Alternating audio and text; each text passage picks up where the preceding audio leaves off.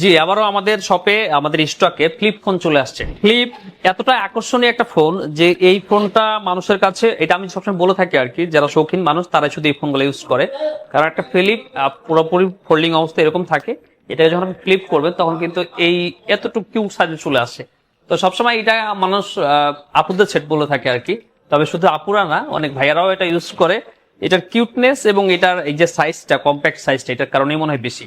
এই ফোনটা এমন একটা ফোন, এটা আপনার ফোন যখন আপনার হাতে থাকবে, আপনি যখন কোথাও যাবেন, তখন এটা আসলে আপনার একটা রুচিশীল ব্যক্তিত্বের প্রমাণ বহন করে। এই ফোনগুলো দেখলেই বোঝা যায়। দুটা ডিভাইস আমার কাছে আছে, একটা হচ্ছে স্যামসাং ফ্লিপ 4 আর একটা হচ্ছে স্যামসাং ফ্লিপ 5। দুইটা ডিভাইসে 8 256 GB স্টোরেজের। আর ফ্লিপ 5টা হচ্ছে এই পার্পল কালার, আর ফ্লিপ 4টা হচ্ছে এই সুন্দর এই আপনার এটাকে কি বলে, ব্লু কালার বলে, মেবি ব্লু কালার। তো আজকে এই ডিভাইস দুটো আমাদের কাছে ফ্লিপ 3ও আছে, একটু স্ক্র্যাচের মতো আছে। এটা 8 GB 128 GB, ওই ডিভাইসটা পেয়ে যাবেন 27,500 টাকায়।